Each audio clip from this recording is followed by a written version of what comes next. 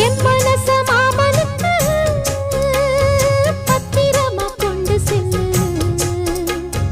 இன்னும் என்ன வேணும்னு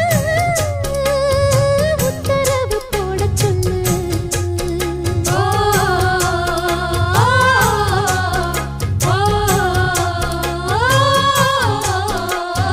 கொத்து மஞ்சள் தான் அரைச்சி நித்தமும் நீராடச் சொல்லு. மீனாட்சி குங்குமத்த நெத்தியில சூடச் சொல்லு.